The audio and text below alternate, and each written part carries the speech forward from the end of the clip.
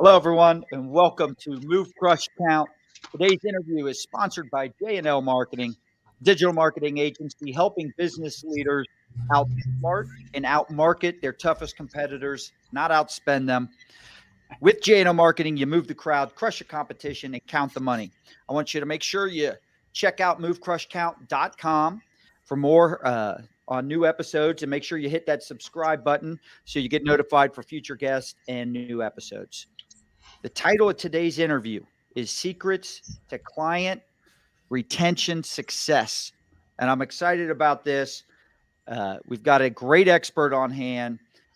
Dave Boyle from Tire Profile, soon to be changed, by the way, and we'll let him talk about that in a little bit.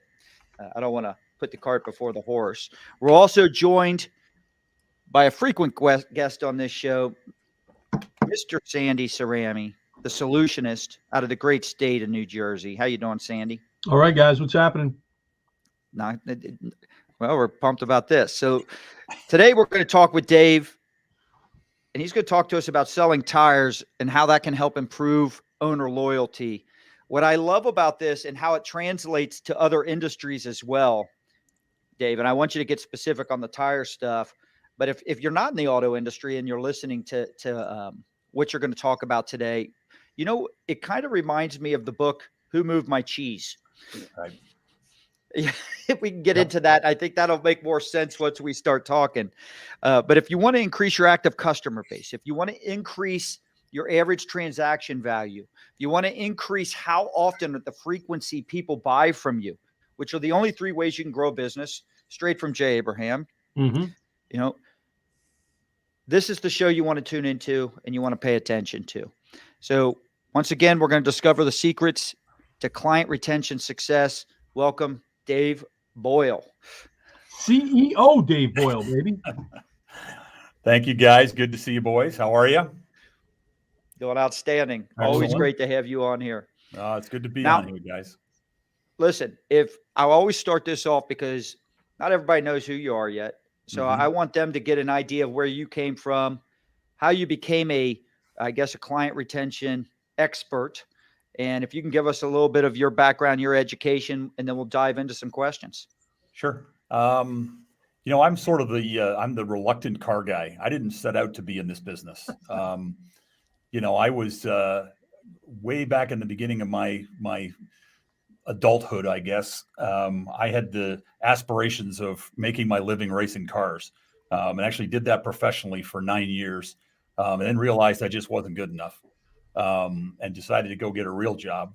And when I got a real job, I leveraged some relationships that I had from the racing side and ended up in this industry, and fell in love with it from day one. Loved this business, and in particular, I love the service side. I mean, I told somebody the other day, I've been in this business for 30 years. I don't think I can tell you how to sell a car. I have spent my entire career on the parts and service side. I love that side of the business. To me, it's the real meat of the business. I think it's very sort of timely right now that we're talking about this stuff as it relates to retention as well, Scott, because as you said, things are changing and changing rapidly. As if and a lot of people are probably saying as if they haven't changed enough already in this industry. But I think the changes we're about to see in the next decade are going to make the last 40 years look like nothing happened. And a lot of it does relate to the dealer's fixed side of his business and how he's going to navigate this and ultimately be successful. So when you say that, why do you say that? When you say, I mean, I know things seem to be changing and they're getting quicker and quicker, but what makes you make that statement, make that claim? Well, let me start by saying what I'm going to tell you I'm not saying by saying that. Everybody, the easy thing to talk about right now in terms of change is EV and, ICE engines are going away and it's going to change the world. And, is it going to change everything? Sure, it's going to change everything. But listen, it's still a car, and we're going to figure out a way to sell cars, and we're going to, it's going to change the way we service them slightly. But to me, there's a bigger thing at play here, and it has to do with the consumer, and the type of consumer. When I say specifically the changes that are taking place, I'm talking about this next generation of consumer. Okay, our kids. Okay, guys that grew up, with an iPhone in their hand. They're going to change the not just our industry, but they're going to change the world in terms of how they interact with businesses. And I think we saw glimpses of that through this pandemic. We saw what it was going to look like potentially, but in the next decade, we're going to see everything from touchless, remote this, digital that. I mean, everything is going to change as far as I'm concerned. And dealers have done an okay job figuring out how to navigate that side of that's change on the sales side of the business, but we're light years away from being able to deliver that type of experience and provide what consumers are going to want. This next generation of consumers are going to want, on the service side. And that's scary to me because, as that pertains to retention, that's where it gets challenging. Well, it's where the dealer's client spends or invests most of their time. Most of the relationship is in the service department or parts department. And so I guess my question to you is, why is it? Why is it that I guess all the attention seems to be put on the front side of the store in sales? Well, I wish I had an answer to that question, Scott. If I did, I would probably retired a long time ago. So listen, you and I were talking, off camera a little bit about this and, how I sort of staked out my niche, if you will, on the retention side. And that was a bit by accident as well. I remember when I first started in this business, my boss, my mentor, a guy named Les Silver, who you guys both know, a guy that's done a lot in this industry. One of the first things he did was he handed me a book written by Carl Sewell, Customers for Life. Obviously, everybody in this industry has read it. I had not read it up until that point because I wasn't really in the business. And it was one of those things that sort of changed my life, if you will. I remember reading the book and I remember thinking, well, this is just the greatest business in the world, right? I mean, you sell somebody a car and then for the next 5 to 7 years, you sell them stuff that they need. And if you do that well, you get to sell them another car. I mean, it can't get much simpler than that, right? And then I got in the business and I realized, but that actually is not how it works. Okay. So we sell them a car and then we provide them some level of service for the first few years. And then we screw it up royally. And then they go away. And then we have to fight and claw and spend money to try to get them back to sell them the other car. The concept that Sewell talked about with his wheel and his customer for life. And you spend this much of the time, courting that relationship when you sell a car and this much of the time when you're servicing the car. It all made sense to me, except when I started working with dealers, nobody was really making that work, right? Service, right. And I'm talking back in the 80s, right? I mean, late 80s, early 90s, service was still an afterthought. And I personally think, and I may offend some people by saying this, but I'm going to say it anyway, the vast majority of guys in our business, dealers, general managers, and things like that, they're still giving that sentiment lip service. These guys like to say that they're engaged with their service department, but how do you define that? So, okay, so you spend a bit more time in your service department than you used to, which means maybe, an hour a week instead of a half an hour a week or whatever. But if they only managed that side of the business the way they managed the front side of the business, it would be a different world for them. And I said this a couple of years ago. I was speaking at an event, and I one of the things that I said, and I didn't realize that was somewhat controversial, but I made the comment that this whole front back thing is going to change, and the back's going to become the front, and the front's going to become the back. And I see dealers of the future, basically big service centers on the street and a parking lot out back where we've got some cars that we test drive.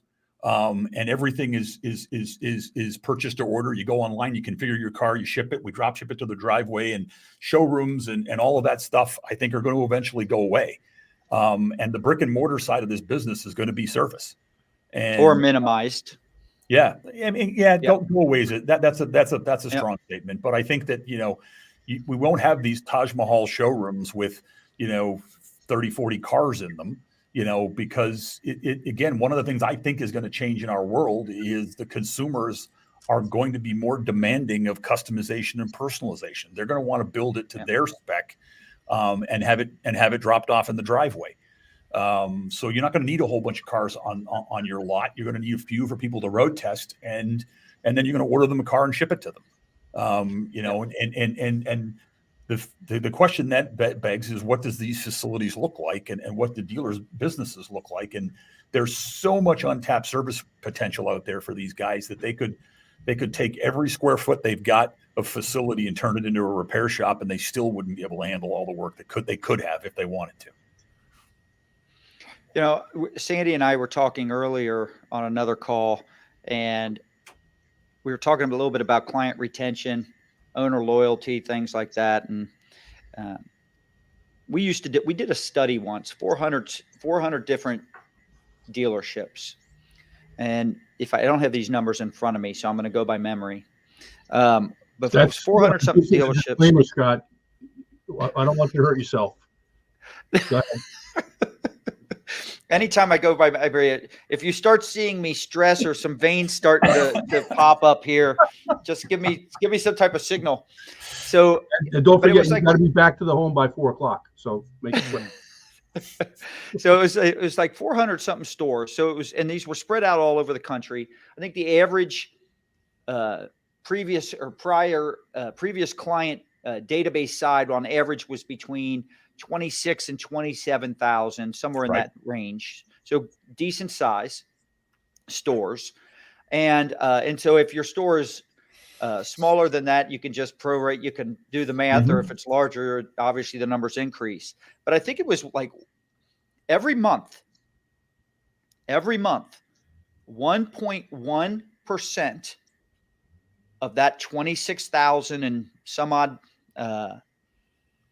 26 to 27,000 customers, 1.1% every month bought a new car somewhere. Right. So that comes to a little over 200 something cars, I believe, 290 something. Yeah. And so then you've got 1.49%, I want to say it was, that are buying a used car every single month. So you're looking at close to 400 something cars. The total came up to like 690 something total cars between new and used. Here's the kicker. The average store that we measured only sold like 75 new cars a month and only 57 used. So even if, you know, the 130, whatever, I don't know what 57 and Sandy, quickly, what's 57 and 75? Is 122, buddy. So the average store sells 122. 132. Yeah. All right. So even if they sold 100% to prior clients, you're still looking at well over 500 cars a month right out of their previous client database that are buying a vehicle every single month from someone else at another dealership. Absolutely. From someone else. And I wouldn't be surprised if the numbers are more startling than that, to be honest with you. If you think about the options that are out there, and even today with the Carvanas of the world and stuff like that, there's so many more options for people to buy cars. It's not through the new car dealer channel, particularly if they're looking at used cars. You know, Scott, you asked me a question. You said, why are guys so fixated on the front side of the business? And I think the answer is simple. I mean, it is the so-called sexier side of the business. You know, I mean, when we like to say we're car guys, where it's about cars, right? It's about selling cars. But I think it's deeper than that. You know, when I got in this business, it was ingrained in me by dealers that sales feeds service. All right, I got to keep selling cars because that's what keeps my service department going. And I actually remember it was actually during the sort of initial phases of COVID. I was sitting talking to a good friend of mine who's a service manager at a dealer here in town, and I asked him, you know, how things were going, and he said, "God, we got to start selling some cars because, you know, if we don't sell cars, it's going to decimate the service department." Meanwhile, I'm looking over his shoulder at the service drive, and it's packed full of cars, and I think that, you know, that I've always believed that that's the wrong sentiment. Service drives sales rather than sales drives service. There's so much more service work out there.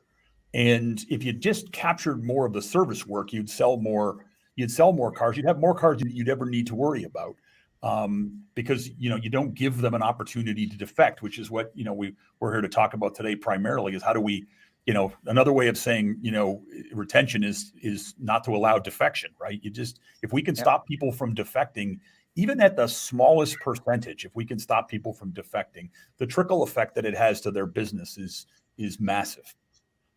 Correct. You said something a little bit earlier. I don't know if anybody caught it. I know Sandy didn't, but I did. The so, let me ask you this. Let me ask you this. You said you kind of, I don't want to use the word luck, but you said something along the lines, you kind of lucked into this client retention. It wasn't what you originally, when you started Tire Profiles, that the client retention piece wasn't necessarily what you were going after. Talk to us about how that came about. Well, it was actually how all of a sudden are you all about client retention, right? Well, it actually goes back to prior to Tire Profiles. I mean, in my previous business to this one, which was MPI, the company that sort of pioneered the digital inspection space, that business was all about, we figured out that it was all about client retention because, a multi-point was a way to keep the customer coming back as oil change intervals were getting longer and the repair work was going away. We had to figure out a way to drive more work and drive customers or keep customers in the fold at the dealer level and not let them get into the aftermarket. And when I left that company to start, we started Tire Profiles, there was I remember this moment, Sandy and Scott, like it was yesterday. I remember one of the last things I did when I left my former company was I had one of our data analysts run some queries on massive amounts of vehicle inspection data that we had. And we did an analysis on tire sales because it was, to me, it seemed like one of the natural biggest opportunities for dealers. And I remember looking at the data thinking, oh my God, have I stumbled onto something here? Because first of all, the amount of tire sales that were sold by comparison with all the other op codes that we tracked was a fraction of 1%, a fraction of 1%. And one of the things that we had in this data was we were able to look at, the technician inspections in terms of the measurement of the tire, the tread depth of the tire. And I saw some interesting things when we drilled into that data. One of the things that I saw was that apparently in most of the dealerships in this country, tires actually can grow tread over time. I guess you sprinkle a little bit of water on it and they grow like a tree. But you'd have tread wear that would go down and then all of a sudden magically go back up a couple of 30 seconds and then go down. And obviously that's just inaccurate measurements by technicians. And I remember thinking to myself, well, no wonder they can't sell any tires. They can't even figure out how to measure them properly. And that was really the impetus of why, we got going with Tire Profiles, which is now Traction, by the way, in thinking that, this is the major defection point for the consumer. One of the things that we learned very early on was that if you look at the sort of the typical graph of defection, dealers have a pretty good retention rate up until about that, 30,000 mile, 35,000 miles, between 30 and 40,000 miles is when the retention really starts to drop off on a vehicle. And the natural assumption has always been that's when the sort of the bumper to bumper warranty ends and they the consumer starts to creep out into the aftermarket thinking, well, I can get it done. I don't have to go back to the dealer if something's not covered under warranty. I can get it done elsewhere. And what I gleaned from that was, though, that it's not has anything to do with the warranty. Because let's face it, cars are built today. It's not like at 30,000 miles, all of a sudden your car's falling apart and you need a whole bunch of work done and you need to run back to the dealer. What smacked me in the face when I looked at the data was that the time frame of when that first tire needed to be replaced almost overlapped perfectly with when the warranty ended.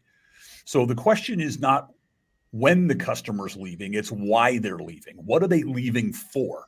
And the first time that the consumer has to reach in their wallet and spend any real amount of money on their car at the end of the bumper to bumper warranty period is when they got to shell out $400, $500, $600 for a set of tires. And that's the key. That's the linchpin in all of this, guys. That's the key defection point. You've got this sort of double whammy where you got the end of the warranty period and you've got the tire need. And on top of that, dealers have never really been good at promoting themselves as being in the tire business. So it's sort of a natural, where the door's already open and the consumer just walks through it, and they end up at a Discount Tire or an NTB or a Big O, because that's where they think they go for tires. And then when they're there, they realize, oh, these guys do brakes and alignments and everything else too. And that's the first, that's the first chink in the armor, if you will, where the dealer starts to lose that customer. And that's where I was going with the book, Who Moved My Cheese? Because I do think for the longest time, we just assumed, because the easy data point to say was, oh, well, all right, the warranty's expiring, right? Right.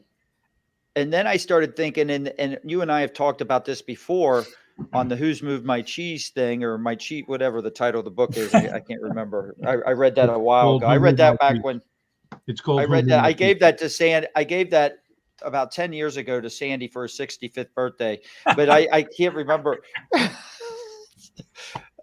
So I knew it was coming. That was one of those pitches that you could see from like back here, right, Sandy? You could just see. It's the only reason I brought the book up. I remember when we published the Bible, people said that book was never going to catch on. Doesn't hurt. It doesn't hurt here. It doesn't hurt here. It's right here. right here. Exactly. Right here. I want to just interject a quick point, Scott, because Dave is right. There is that overlap between the expiration of the manufacturer's warranty and when they're just about to need a new set of tires. But there's another factor that has to be taken into consideration. I did some work with Gulf States Toyota years ago, and we did an analysis of 30K pricing. Okay, 30,000 mile service pricing when interval maintenance services were a bit more in focus than they are today. And one of the things we noticed was that we had prices that ranged anywhere from $199 up to $2,000 for a 30,000 mile service, because everybody had a different interpretation. And believe me, we had 16, 17 fixed operations directors and service directors in the group. So we had literally 15 or 16 different prices up there, and they were kind of bunched up in the middle, one at the really low point, one at the really high point, but a lot bunched up in the middle. That was the first time that you were asking a client for significant investment in the service and maintenance of their vehicle. And so that actually impacted the defection piece of it as well. How you handle that 30,000 mile service, because then if you back that up with a tire sale, you could be talking literally $2,000-$3,000 worth of service and maintenance in a pretty short period of time. Well, I also think, because I know Dave has talked about this before, and I want to bring this up, and the reason I brought up the book. In the past, a dealer, to try and either win back or retain a client, would offer a low price point and or a loss leader on oil changes, right? But the reality is, as time moves on, there's going to be, well, first off, we don't have to change our oil as frequently as we used to, which is a big blow to that strategy. Someone might be changing their tires and they're not due for an oil change because they don't have to change them every 3,500 miles the way they used to, right? But the other factor in the oil change scenario is more and more electric cars are built. You're going to see less oil needed, period. Listen, I've been around, and I'm old enough. I'm definitely not Sandy's age, but I'm older than you, Scott. I'm old enough to remember when dealers fought tooth and nail about, the 1995 oil change. I remember that. I remember when Jiffy Lube came out with the 1995 oil change, and the dealers thought the sky was falling. It's like, what? How can you do this? And then all of a sudden, and now and I challenge any dealer that doesn't believe this to do it, price shop yourself on oil change. I guarantee the dealers are the cheapest in town right now. We overplayed that hand big time. I mean, we've gone way too far in the other direction. It's more expensive to go to a Jiffy Lube right now and get an oil change than it is the average dealer. But the dealers took forever to get on board with that. And it took them realizing that, this is the, I did a presentation not that long ago, and I used the analogy of milk in a grocery store. And it's a perfect analogy, right? We're talking about cheese. Let's switch to milk for a second here. It's the perfect analogy. If you think about if you think about this scenario, right? This is what it's like to buy a car, in a tire, I should say, in a car dealership in most cases today, right? You go to the grocery store, you pick up some stuff for date night with the wife, and you grab a bottle of wine and a couple of steaks, and while you're there, you're going to grab some staples like some milk and bread and whatnot. And you go to the checkout counter, and the lady at the counter says, "Well, I'm sorry, Mr. Joseph, I can't sell you the milk today. We don't sell milk anymore around here because we don't make a lot of money on milk. It's sort of a loss leader, and we kind of lose money on it. So why don't you go across the street to the convenience store and get your milk? I'm happy to sell you the steaks that I make lots of margin on, but I really just don't want to sell milk anymore." And that's what the message that we give to consumers when we quote a tire. When we quote a tire and we put gobs of margin in it, and we're $50 more in some cases than the tire shop down the street, and we wonder why the customers head out the door. And what we need to realize is that you got to sell the milk to keep selling the steaks. You got to keep people coming back with more frequency, and that's what the tire does. That's what the oil change did, and the dealers finally realized that. And the tire is, write this one down, boys, the tire is going to be the next oil change. It's going to be one of the reasons for the visit. We're not going to have oil change as the trigger for the visit anymore when we have EVs and even now today, some of these cars have, 30, 40,000 mile service intervals on oil changes. I mean, you're lucky if you see the customer one or two times in the first 4 or 5 years of ownership to do an oil change in some cases. So we've got to find something to replace that reason for the visit. And I'm going to give you another statistic here that a lot of people don't realize. This comes right from the tire industry. The average consumer replaces tires every 18.2 months. Now, when I first heard that data point, I thought that doesn't make sense to me because tires last more than 18 months. And basically what it is that tires don't get replaced in sets of 4s. Tires get replaced in sets of 2s typically.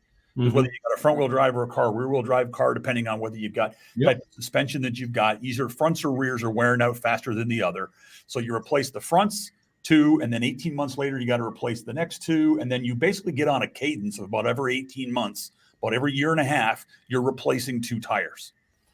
This is where dealers have such a massive opportunity, because if you're replacing 2 tires in that sense, then OEM fitment is a big deal, right? Because you want to make sure you match up the tires. OEM fitment, the dealer knows the OEM fitment better than anything. Because here's what's going to happen. You're going to go into the aftermarket. They're going to lowball the guy. They're going to put an inexpensive set of tires on, and they're going to sell them 4 when they only need 2. And this is where there's, and I know I'm kind of glossing over some of this stuff in terms of what it means, but this is where dealers have such a huge advantage if they just played the hand that they've got. And that's quite frankly where a lot of this ends up in terms of tire sales ultimately leading to retention, is that these guys are just not leveraging the position that they're in, which is, in my opinion, a position of strength. If they just did a few things differently than they've done them for years, kind of like, it finally took them to realize what with oil changes that they, that if they offered a loss leader oil change, it would net itself in a lot more business for them. They've got to come to that kind of realization. They got to use the tire, as the reason to get the customer to come back in, and then keep them coming back, and then ultimately sell them another vehicle. Dave, I think it's a brilliant point. Go ahead, Sandy. Well, I was just going to say, I think it's a brilliant point because, we talk about share of wallet. Dave, you and I have had this conversation a whole lot in terms of share of wallet in the service drive. It becomes a real competence inhibitor for a service advisor, right? We can talk all day long about the numbers, statistics, the dollars, all of the KPIs. At the end of the day, we got to get into the 6-inch space in between the ears of service advisors and service directors, and obviously FODs and GMs and dealers as well. But to understand that a lot of times the challenge is share a wallet. You've got other services that are going to be recommended at the same time that are going to eat into that share of wallet. They're higher margin items. And a lot of times there's a hesitancy on the part of the service advisor to present the tires because it blows up the presentation in their minds, right? Right. But when you take it and break it in half and realize that you're spot on, that you're really only replacing 2 tires at a time, it lessens the blow. It makes it a lot easier to have that conversation. And I think that that's a key point. I hope dealers that are listening and GMs and FODs and service directors are making that note right now, because that should be a key part of your training with your service advisors. They'll be more confident making those presentations. Absolutely. Absolutely. Well, that goes for any business that's listening. I sit here and I'm listening to this and I'm thinking to myself, this is business and marketing 101. Mm-hmm. And what I mean by that is this. It has always made sense you can have a loss leader and either keep a customer or attract a new one even. It's a good way to get conquest business. But that only works on the math side when you know your lifetime value of your customer. And most businesses, I don't think, really understand or know their exact lifetime value of their clients. If you know the lifetime value of your client on average, then it doesn't scare you. You're not sitting there saying, oh, well, this tire, I'm not making money on tires. And by the way, another part of business 101 and marketing 101 is when you have a loss leader, let's say, and I'm not saying tires are a loss leader, but you've already said they're thin margin, right? And dealers have complained the margin's not high enough. And I just show the record for our audience. You don't sell tires. No. So you're not in here trying to sell tires. You're trying to explain from a client retention standpoint, a better way to do business and what they need to pay attention to. And so, but if you have something of low margin that people need and or want, and it has the opportunity to help you retain clients, there's cross-selling opportunities to where you can get a little bit better margin from that, correct? For sure. And I mean, and the perfect example of that, Scott, is the alignment. You know, when we went to loss leadering oil changes in 1995, we had to scramble to find things that sort of, you know, went with the oil change that we could also sell and help improve our margins. The beauty of the tire is there is a built-in add-on sale. Anybody will tell you, you never put two tires on a car without doing an alignment. It's good insurance for the consumer. You know, why replace the tires if there's a potential alignment concern, even a minor alignment concern, that could prematurely wear out that investment that you just made? You know, it's a relatively inexpensive, you know, $100 or whatever insurance policy for the consumer. And it should be one of the easiest things that a service advisor has to sell. So if you look at this from the standpoint of, I'm selling, for every tire I sell, I'm also selling an alignment, and then you blend the margin, then it's not a bad operation, because alignment is all margin, you know. Correct. So they're not, you know, but again, these are things that take time for people, you know, to get their arms around. And it took years for people to really truly understand the power of a loss leader oil change, and what it could do in terms of driving overall service visits and retention, and ultimately the next vehicle sale. You know, and that's what we do here at my company, is that we're beating that drum. We're trying to tell everybody that, you know, the next trigger, or the next oil change, if you will, is tires. And the best part about this for dealers is there's nowhere to go but up. You know, every year the Tire Industry Association publishes data and statistics on market drivers and market share. And one of the things they publish every year is the percentage based on channel. And the dealer channel enjoys about a 7 to 8% market share of the replacement tire, their tire space. So, you know, the dealers are only getting 10% of, less than 10% of this massive opportunity anyway.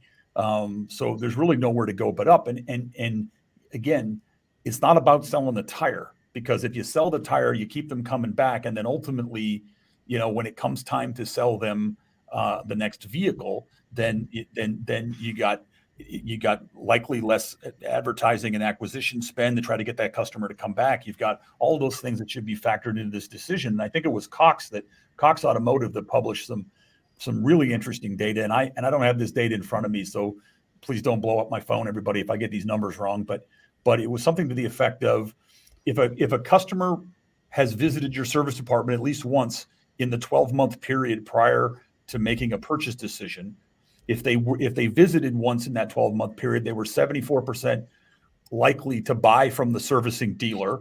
If they didn't, they were only 32% likely to buy from that dealer. is there another data? Am I missing something? Is there another data point that you need to be talking about with dealers? I mean, yeah, you got a 50 percentage point swing, and all you got to do is keep them coming back to your service department for service, and you're going to increase your likelihood of selling them another car by 50%. I mean, again, it goes back to my earlier comment when I read Carl's book. It's sell a car, service a car, sell a car. Wash, rinse, repeat. I mean, you just keep doing that, right? And if you focused on that piece in the middle, that big window in the middle where you have all of that opportunity to solidify your relationship with that consumer as a business, if you focused on that, then the two pieces on each end where I'm selling them a car, that becomes the easy part. I love when you quote data.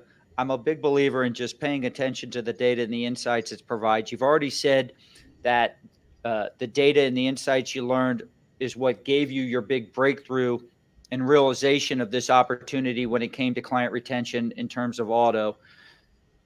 As you started to make that shift and kind of started presenting these numbers and potential solutions and ideas to dealers in terms of selling tires as a way to retain more clients, what were some of the roadblocks that you faced early on, and how'd you overcome them? Well, the biggest roadblock, Scott, is what we've been talking about, and that's, I don't make any money. And,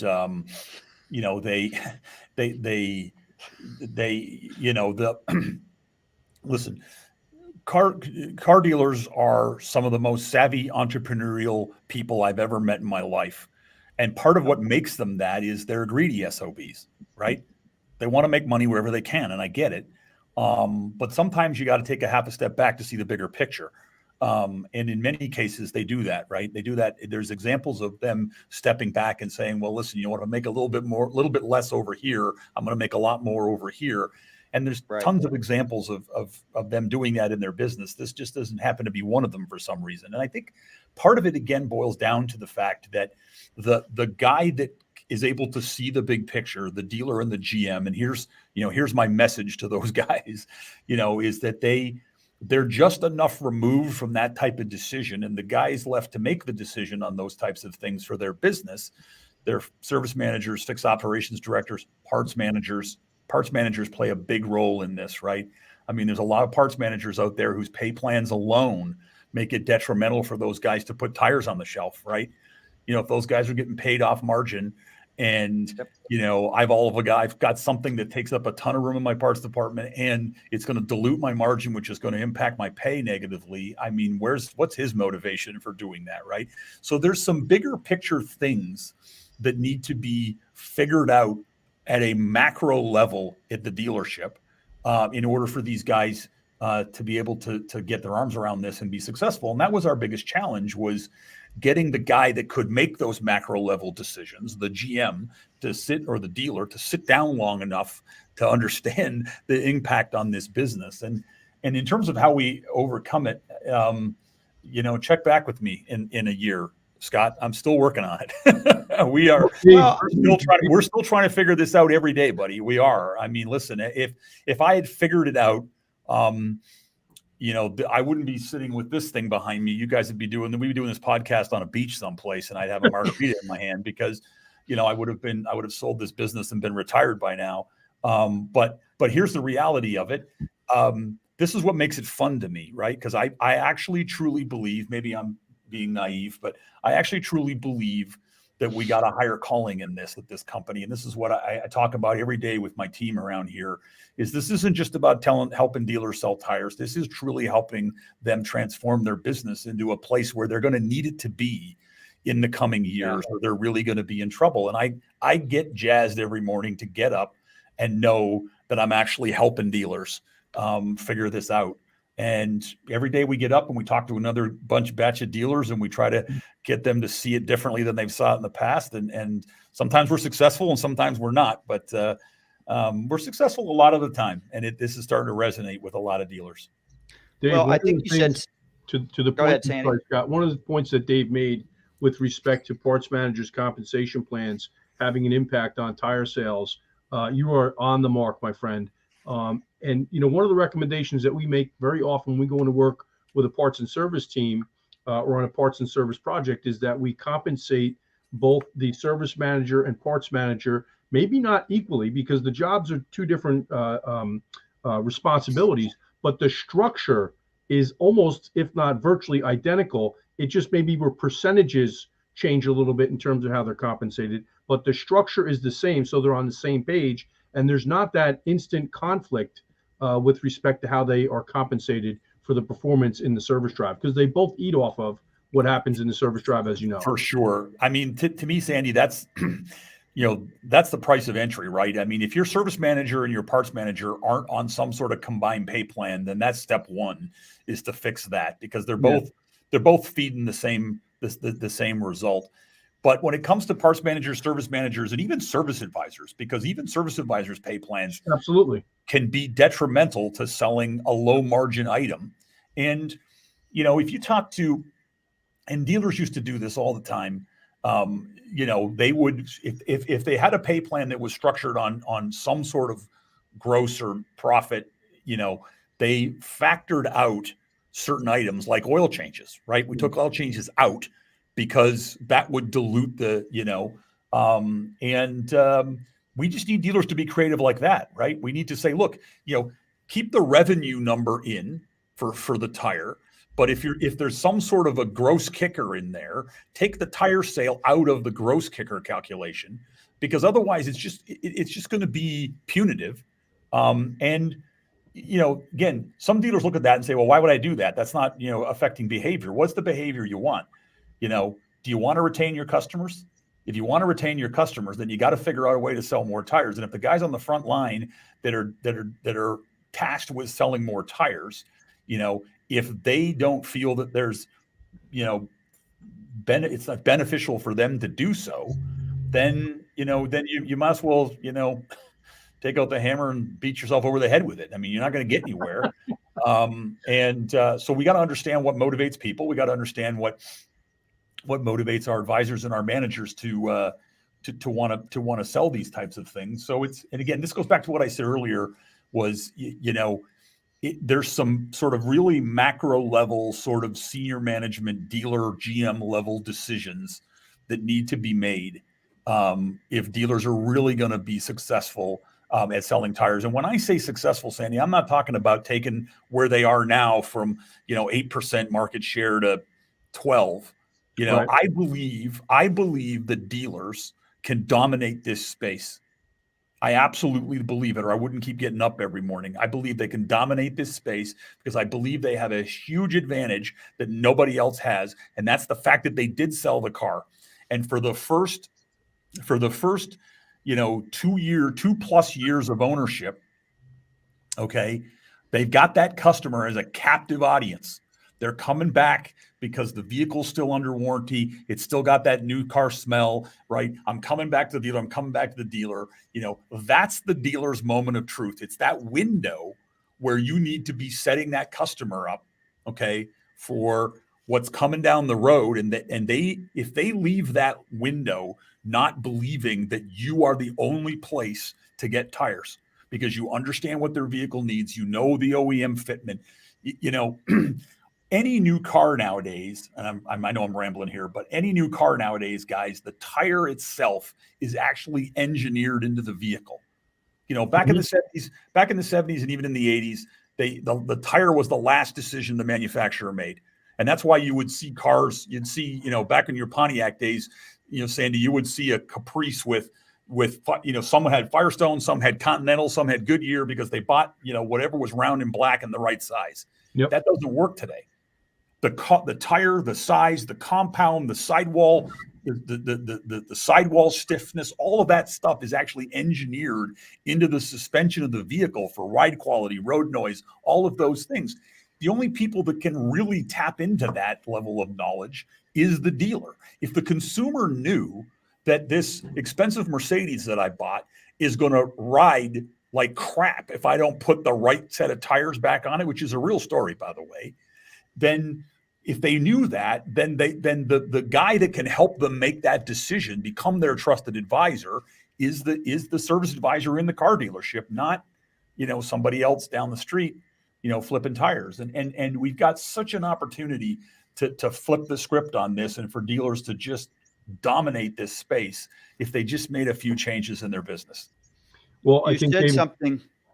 Go ahead. Let me say this, Sandy. You just said something very important. I go back to this business 101. I'll throw in marketing 101 and sales 101 with something you just said.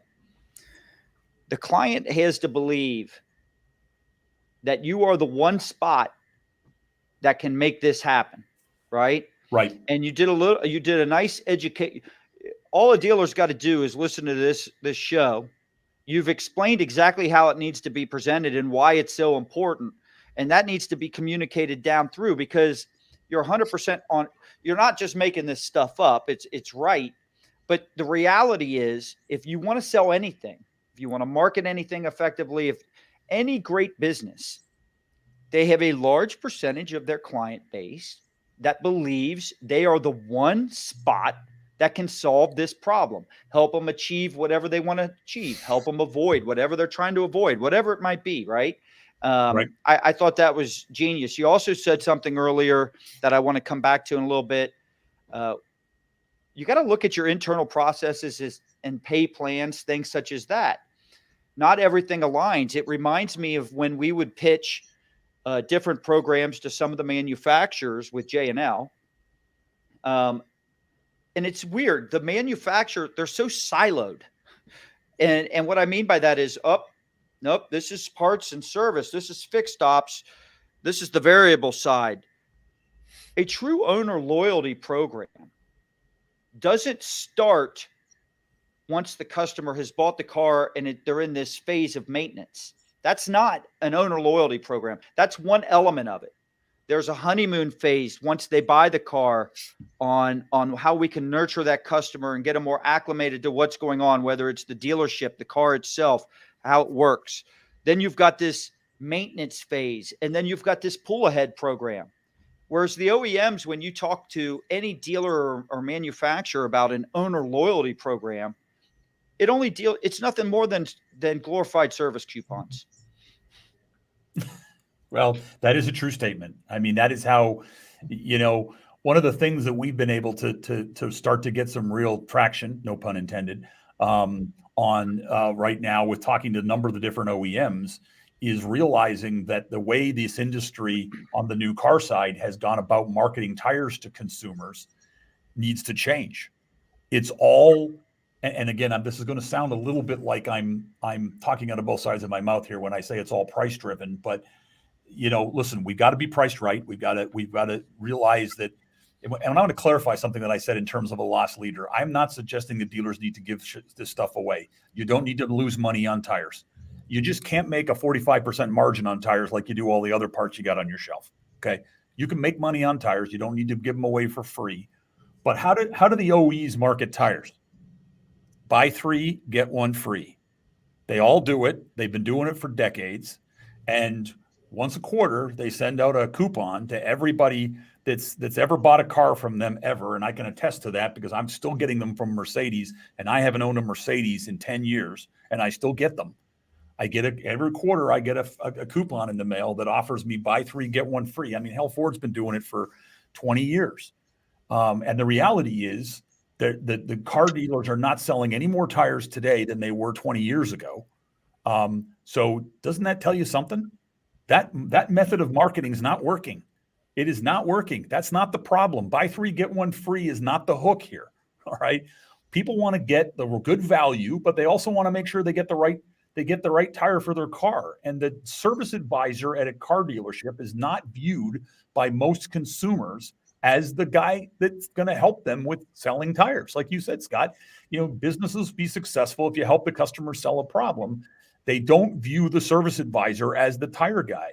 I mean, I'm going to give you the Cliff Notes version of this story. I did this on my podcast a few months back where I interviewed a good buddy of mine, and I told the story. This guy's been a friend of mine we've been friends for 30 years, and he knows what I do. And I was talking to him the week prior to my podcast, and he just was telling me that he just had 4 tires put on his car. And I said, "Where did you go?" And he mentioned an aftermarket chain that I won't mention in California. And I said to him, I said, "What? The car's 2.5 years old." I said, "Dude, you know what I do for a living. How could you, why wouldn't you take that back to the dealer? And this is what he said to me. And I swear on the Bible, this is what he said to me. He said to me, dealers sell tires? Yeah. He had no clue. David, it goes back to the education piece. Exactly, Sandy. Exactly. He had no clue. He did not connect dealer with tires. And we can put all the stacks of tires that we want in our service drive. We can do all that. It's white noise to people. It's too late, Dave. I got to make a point because you said it before, and I don't want it to be missed by the audience. You have to position not just the dealership as the one place that they can go to get the right tire that's been properly engineered for the vehicle, but the actual people in the dealership have to be perceived and positioned as experts, right? And that needs to start at the sale and delivery point, not when they need the tires. See, if you're not positioning the people in your dealership as experts on what's the best fit for your vehicle in terms of a tire, because it's been specifically engineered that way during sale and delivery, you're playing catch up from that point forward. Okay. And so by the time they get into your service drive and they actually need the first 2 tires that they're going to have to replace, it's too late. Sell the green, Sandy. Sell the green. Well, sell on the green when you're taking the client's initial investment in their lease or their purchase. Okay. Well, you've heard me say this before, Sandy. We have a saying around here called "sell the green," and what that basically means is that you need to be talking tires from the very first point of contact, from the service orientation walkthrough or whatever the dealer's doing. You need to be highlighting the fact that listen, dealers have got state-of-the-art equipment. Most new cars nowadays, I mean, thank God we don't have hubcaps anymore, right? But most new cars today now have aluminum wheels and stuff like that. And let me tell you something: if you don't have the right equipment, you'll scratch that wheel in a minute. Absolutely.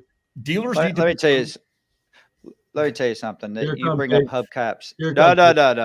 No. Normally, my first instinct was to talk about how Sandy still has his original car with the hubcaps, but that's not where I'm going to go. When I was young and not doing well in school, all right, my dad would constantly tell me that that's what I was going to do for a living. And he'd go like this. No, he'd go like this. And I said, what is that? He told me I was going to be a hubcap screwer owner, and that's it. Yeah. But again, you go back to the point where it's an education process. It's part of the marketing piece, and that handoff from sales to service, it's been talked about a whole lot over the last 25, 30 years, because I've heard it since I got into the business, that, the introduction into the service department is critically important during the delivery process, or at least the sales process, so that there's a connection made, right? But I think there's also positioning statements that we can use so that we set people up to understand the level of expertise that we bring, how the vehicle's been engineered, et cetera. This is all part of the walk-around presentation, the transition from sales to service. And ultimately, if the service department isn't open when the customer or the client is taking delivery of the vehicle, we've got every tool in the world right now, including the cell phone, to deliver videos. And if you keep it simple and to the point, you can talk about the 3 things that are critically important for your new clients to understand: is that we are experts when it comes to the sale, service, and maintenance of your vehicle. There's 2 things you need to consider. The vehicle's been engineered specifically to the tires that are on your vehicle. So we're experts with respect to that. In the event you do have an issue with a tire, we're the first people you should be calling. Let's just start that process from the giddy up. Once you take it from there, Sandy, it's, the average dealer, the average consumer, the dealer is going to have 5 to 7 visits likely before tires need to be replaced. Right. That's your opportunity. That's the whole sell the green concept. Absolutely. Every time the customer comes in, look at their tires, measure their tires. Hey, I got good news for you. Your tires are wearing fine. Your tires are green. We inspected the sidewalls. We inspected the inner sidewalls as well. Everything looks great, Yeah. Exactly. And if they do happen to hit a pothole, and they got a tire that's starting to wear a little bit funky, we can sell them an alignment and help prolong the life of the tire. I mean, there's so much good that comes from this, but it does require effort. and it does require a process change. And as we all know, gentlemen, that's not always the easiest thing to get done sometimes with this in our business, but doesn't mean we stop trying, right? No, but Dave, So I think that's the secret sauce for you with the platform, with the Traction platform, is the ability to communicate with the client as they come to the service drive immediately, but also taking into consideration tire wear as it relates to the alignments on the vehicle. I believe that alignments become a massive retention tool, especially with the program that you and I have talked about a lot. I'm not going to let the cat out of the bag here. If anybody wants more information, they could, email or text Dave or myself. We'll share it with them. But alignments become critically important to retention and tire sales. Absolutely. Absolutely. And I so think that, go ahead, Scott. I was going to say, I've got a question along these lines in terms of, really what people can expect if they do this thing the right way. So really my question is going to be, what is the right way to do it? And you guys are kind of touching on it, but what are the type of results they can expect if they do it right with tire sales? And are these results typical? But before you get into that, the show's being recorded live. So we're streaming to Facebook, LinkedIn, YouTube, different Facebook groups as well, and Twitter. And so some of the comments we don't always see. A lot of the Facebook comments we won't get until we go back in and look at Facebook and we jump on there. So Dave, I encourage you to do that I will. on my Facebook channel as well as Move Crush Counts. But YouTube's, LinkedIn, we get those comments right here in this feed. And one of the comments we got from Michael Long, by the way, Michael Long's got a fire pit there. It looks like a perfect spot to smoke a cigar. I don't know if Michael's still hanging on with us, but he goes, labor high margin, tires low margin. You have to look at the big picture, just like you're saying. And this goes back when you were talking about why it's so important. Keep clients coming to you, lower the defection rate. Yeah. So I want to make sure we recognize Michael. No doubt. Michael's on the money. And Dave, it's hard for me to even consider the fact that you're going to replace, 2 tires or 4 tires and not have the need for an alignment at that point in time. And so there's added margin for you with, no additional parts required. It's all labor. So there's nice margins in the alignment piece. And there are ways to actually maximize client retention as well as transactional profitability by properly deploying a plan around alignment sales. We've talked a lot about tires today, and I know we're getting to the end of the show, but I'll tell you that alignments is quite possibly the biggest missed opportunity that dealers have. Amen. I was talking to a dealer this morning before I came in to do this show, and I was actually on with one of my guys, and he was doing a sort of a web demo for this guy, and I heard the question as I was walking past the door, and he asked him 2 questions. He said, how many ROs do you write a day? And the guy said about 80. And then he said, how many alignments do you do a day? And he said 3 to 4. I remember I smiled when I walked by, and I said, well, if my sales guy doesn't sell that one, then I may need a new sales guy. Because I mean, the reality is I haven't talked to him. I'm sure he did, but how could you not? I mean, the reality is that, after scanning close to 30 million cars in the last 7 years, 30 million cars, okay, it's over 100 million tires.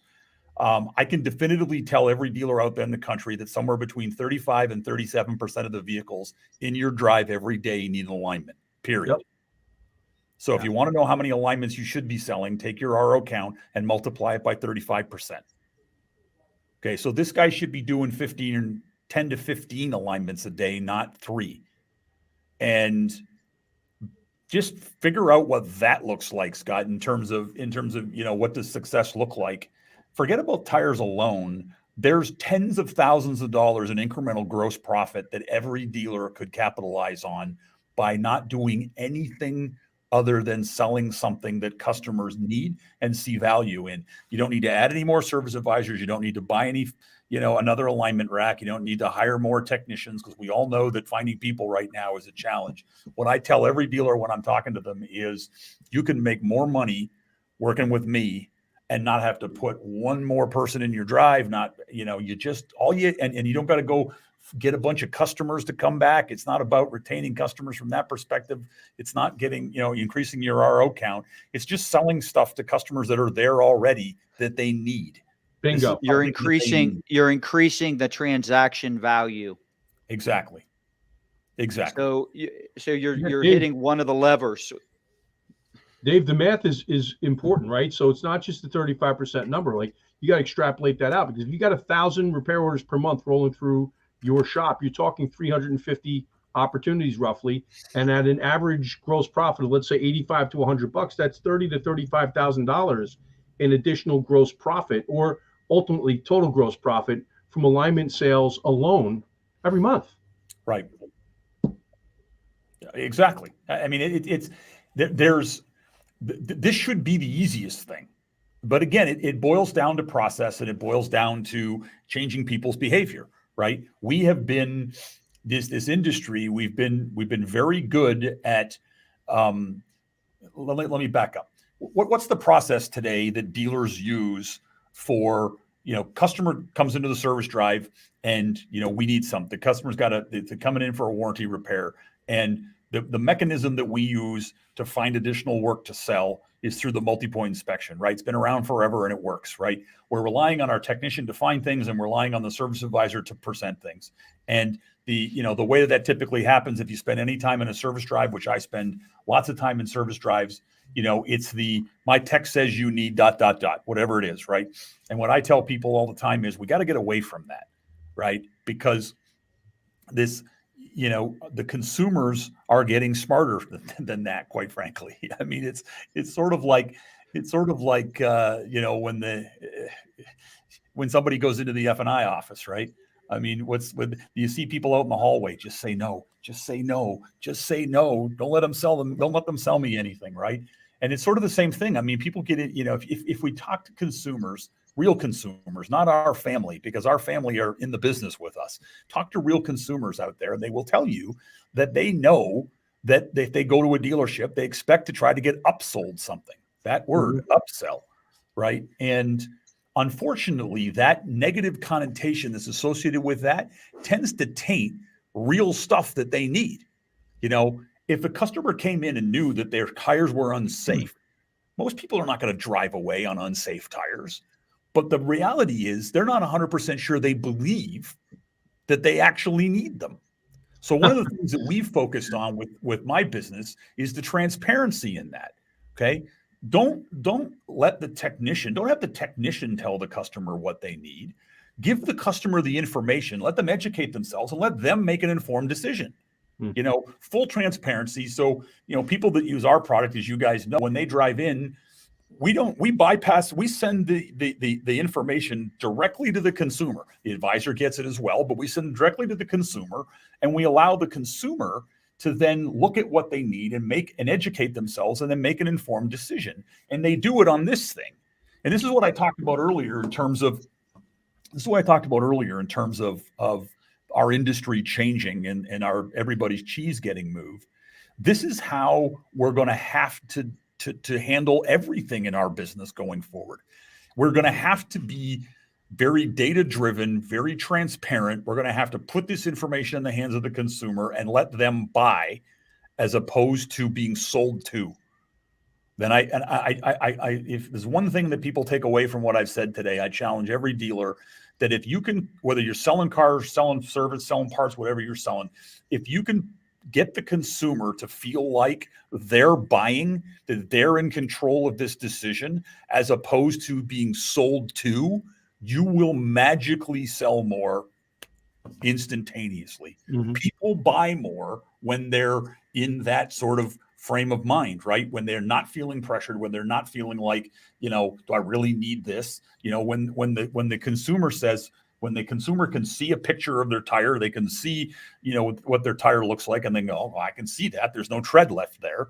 Then it takes any of the uncertainty out of the decision. They feel empowered. They feel like, okay, these guys have got my best interest at heart here.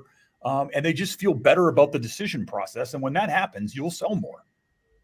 Words matter. I sit here and I think about, we're, as business leaders, we've all had people that we've worked with, and maybe we have to tell someone, hey, this guy's job performance isn't where it needs to be. You never have a talk with them and coach him up here, here, and here, right? And then the bad leader goes out and says, hey, the boss says you need to improve here. And instead of that person taking on and holding the person accountable, they just point the finger over at you and say, you've got to, this guy says you got to fix this, and your performance isn't there. And I sit back and I think the industry loves to sometimes use the wrong word tracks in the sense of, I think of someone with a lot of inequity. And what do? They come in, we blame the prior dealer for the inequity. The money's owed to the bank. It's not the other dealer. We're not paying the other dealer. So, the amount that you still owe the bank is this.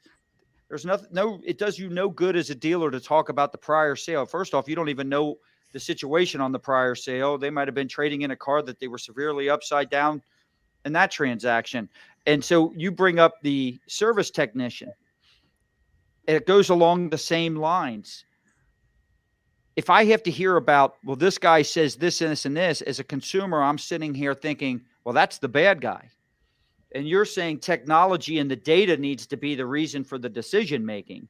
And we have that today. Why are we constantly using and pointing fingers at individuals within our stores or industry, right? Rather than just saying what it is. I mean, if you think about how we sell cars today, right? I mean, the typical, if you've got a good process in selling cars today, the salesperson is there basically just to help guide the consumer through the process. There's so many tools now online available where the consumer can research and educate themselves on the vehicle that they want. They can, with all the photographs. I mean, if you think back to the old days where you had to walk in and the guy had to point you out and show you how everything worked and whatnot, we've really morphed into a different model where the consumer's doing a lot of that heavy lifting now. And that's what they want, quite frankly. I mean, Isn't that at some levels the beauty of Amazon? I mean, I used to ask the question, what's the beauty of Amazon? And everybody says home delivery. Well, there's lots of places that offer home delivery today. You can get home delivery from Home Depot, but it isn't like Amazon. All right. Amazon makes it easy. That's the beauty of Amazon. They make it easy to buy. They make it easy to price shop. They make it easy to comparison shop. They make it easy to return if you get it and you don't like it. Okay. They make it easy for the consumer. It's got nothing to do with delivery and logistics because everybody's doing delivery and has logistics, and thinks they have their logistics things down. But if you've ever ordered something from one of these other retailers online, these brick and mortar retailers like Home Depot and Best Buy and places like that, let me tell you, it's not the Amazon experience. It sucks in a lot of cases. Amazon has figured out a way to do it better. And they've figured, and their primary mission is to empower the consumer with information and let the consumer take themselves on the journey that they want to go down.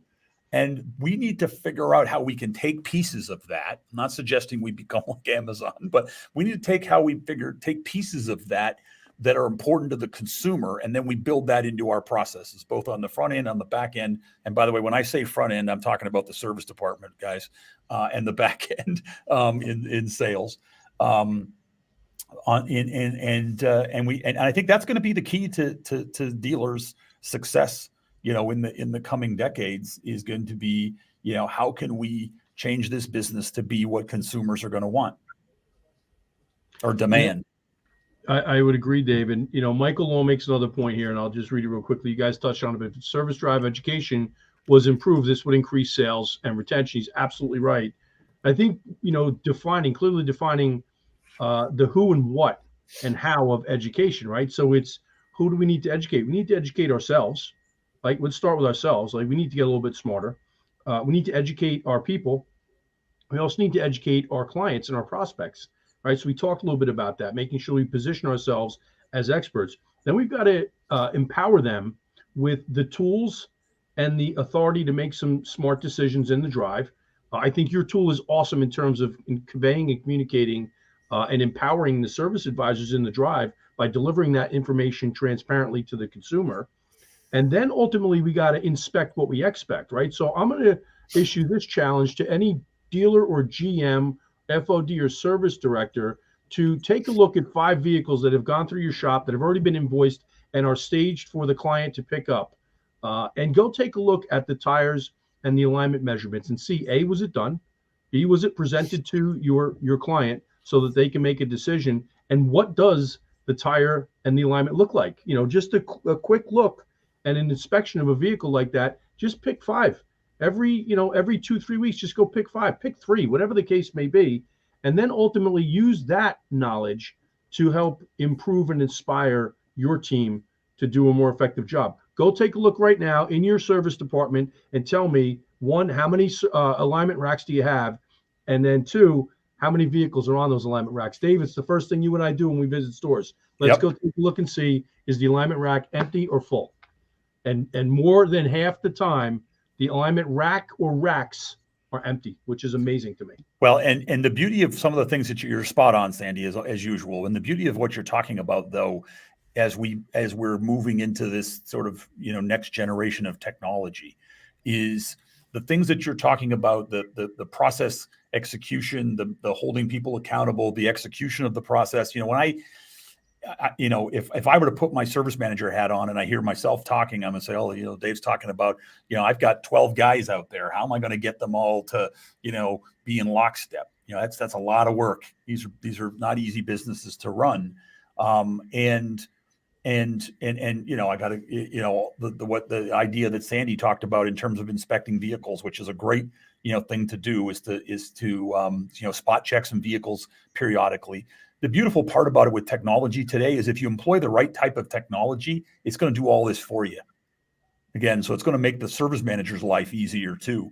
Technology, technology should be able to do all of this for you. If you're looking at any technology, forget mine, any technology, if you can't very quickly determine whether or not it's providing value within seconds or 2 at your desk, then you should hit pass. Because that's the very least any technology should do, is provide that level of insight into process execution, adherence, and performance. And the outcome and byproduct of it. At very least, it should give you, real-time data into that, so that you can effectively manage change, which is what we're talking about, is managing change. Amen. Improvement. You know what I love about this episode is I had all kinds of questions to ask you. All right.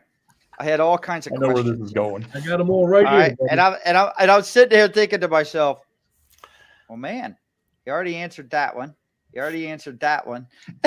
This was the easiest interview I've ever had to do. So you got to be careful when you let me talk, guys. It's a good thing. You just ask my wife; she'll tell you. The funny part, and for the older guys on the screen like Scott, he's even able to duck out and run to the men's room, and I just carry the water for him here. Sandy, I had to sign off on a 7-figure deal there. That's what that was. That was not that wasn't his aging prostate, dude. That was that was him being a business mogul. Oh man, you're not kidding. That will and thank you. Now I got to edit out more stuff on the final episode when we go to drop this on the podcast. They're going to be like, I always tell Steven, I says, oh, we lost him again. We just lost him again. Dave, let me tell you, it is not easy being the guest co-host with SJ, because I know he probably didn't pay the electric bill again. Just the way it goes. But listen, I'm excited to get together with you next week at Business Bourbon and Cigars down at Bonita Springs. Listen, we got an unbelievable crew of dealers and GMs and fixed operations directors coming down. We get to hang with the Brian Kramers and the Ed Roberts and the Tully Williams. So many people coming down. I can't wait. And these topics are things that we're going to hammer on, as you know, over that period of time, because we're going to be with some big brains. And by the way, Scott, don't worry about it. It happens to guys your age all the time. Can you hear me? Yeah, we can hear you. What happened to you? The battery went out on the camera. I had to hurry up and Steven came in here. He's in the background working. I was sitting there thinking, you guys were talking about my break, Well, it's I always had to tell Stephen, everybody. edit this out. Now I got to edit 2 things out. I got to make sure that this is 3 things with the battery that went dead. Well, we were talking But about first business off, bourbon and cigars next week, and I said we'll yeah, hammer these topics again because we'll have some big brains down there, some people that are really getting it done, guys that I learn from every time we get together. I'm really looking forward to it, guys. I haven't been excited about going on an event in a long time like I am about this one. I'm looking forward to seeing all the guys, you guys, but also the guys that you mentioned, Sandy, as well. And Yeah. and just know that Tully and I are going to be off in one wing doing our little chant for service, right? So let's make sure that the whole thing isn't about selling cars. Let's put a little we've got sprinkle a little fixed you playing your air drums and Tully playing his air guitar and Michael Porro doing Rapper's Delight by the Sugar Hill Gang every single time. Man, that's like one of the things I look forward to the most. Well, it'd be good. I'm looking like the last time. Yeah, I'm looking forward to going there. I'm looking forward to showing everybody. By the time we get there, my company will have officially launched our rebrand. So Beautiful. I'm excited about that. For those of you, it's maybe the worst kept secret in the world, but we are rebranding the company starting the 1st of February with a new name called Traction. I love it. With an X.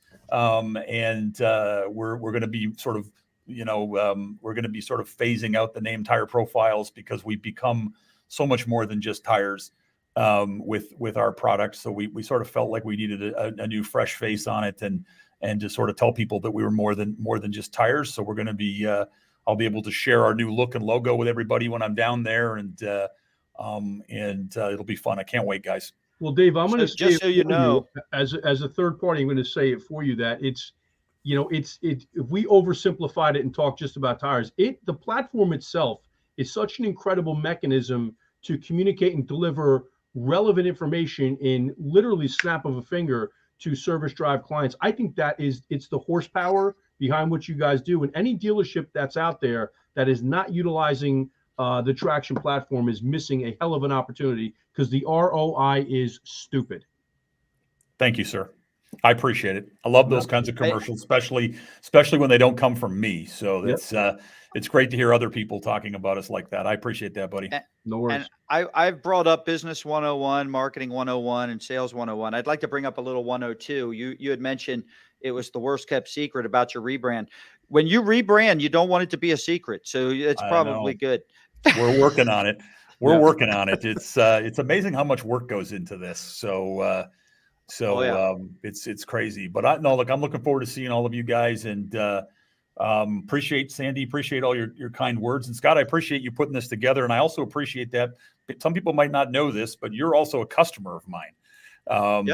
At your Honda stores. So we're happy to be at your service, and hope we're doing a good job for you guys out there. I'm sure the team is, but I can't wait to see you guys next week. It's going to be a blast, and looking forward to catching up with everybody that's going to be there.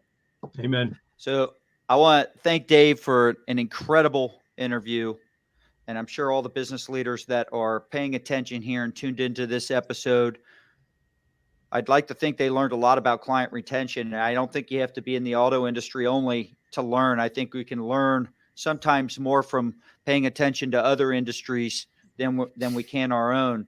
Yes, sir. This was a great example today.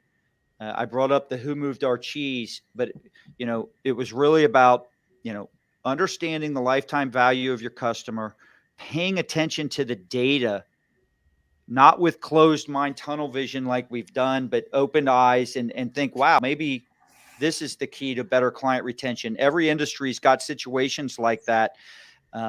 Every industry's got products that they're like, we don't make a lot of money on that, but there's cross-selling and upselling opportunities within those projects or products, like you've mentioned, the alignments and things such as that.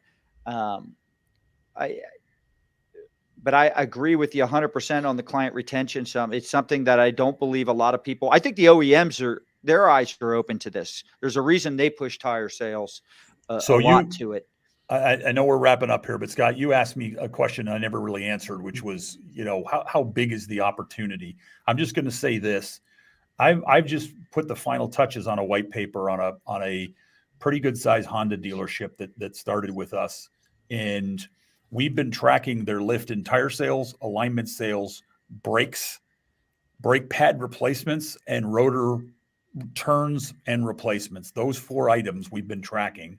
And let me just say that everybody's stock portfolio should look like these graphs.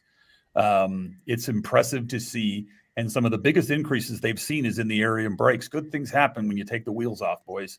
Good things happen. You find other work to be done. If anybody's interested in this white paper, all they got to do is reach out to me. I'm happy to send it to anybody that wants. They can connect with me on LinkedIn. Anybody wants to email me. My email is dboyle, B-O-Y-L-E, @tireprofiles with an S on the end of it.com. Send me an email. I'm happy to send you this business case and white paper that we put together, because it really does show the power of focusing on the tire and the things that can be sort of drug along with it from an alignment perspective, brakes, and other around the wheel type work. Huge opportunities. I mean, we're talking about a store that increased their fixed coverage by almost 30% in 12 months. So, I mean, and any dealer can do this. It's not special. It's not rocket science. It's just a matter of focusing on that aspect of the business. So anybody that's interested in that, just drop me a note. I'm happy to send it to you. All right. So everybody, once again, I am Scott Joseph. I want to thank Sandy Ceramis, the solutionist, for joining us again on this episode.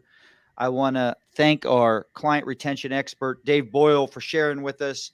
I want to thank all the business leaders who tuned into this episode, the Move Crush Count audience, for joining us.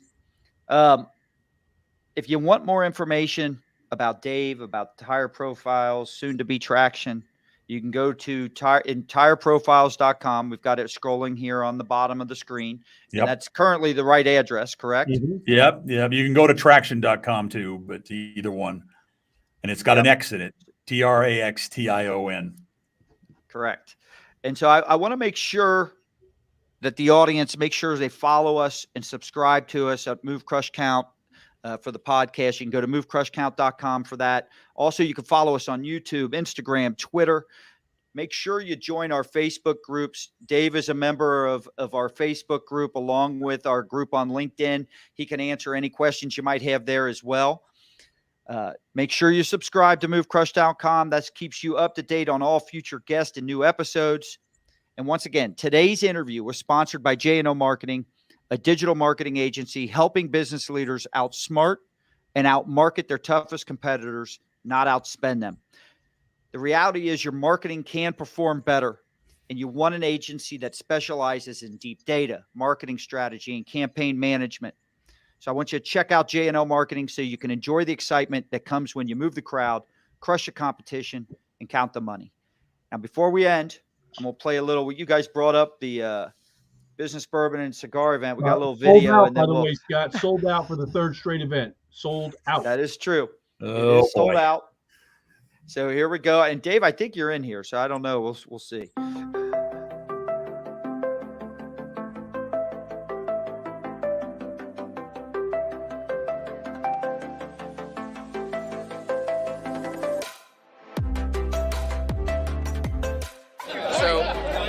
Coming here, I was looking at some of the subject matter, and I was like, I don't know I'm going to get a lot out of this. In the first session this morning about inventory, it made my 3 days worth the trip. I love being around like-minded people, but most importantly, I want to develop a relationship with industry professionals that I truly respect. I love their knowledge, what they can bring to the table. If you want to learn more and push yourself and get outside of your comfort zone, this is the place to be.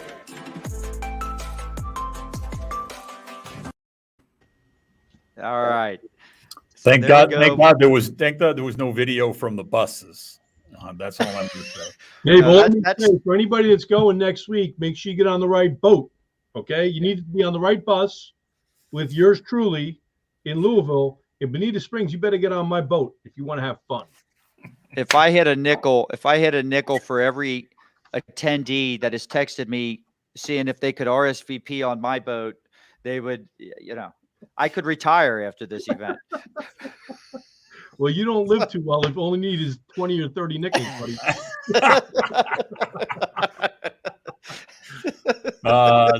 For anyone listening, this is a little snippet of what this is going to be like next week. So, you'll learn a little bit, you can smoke a little bit, you can drink a little bit, and you get a little sideshow on the side. We got, Jackie and Shecky here doing their stand-up piece.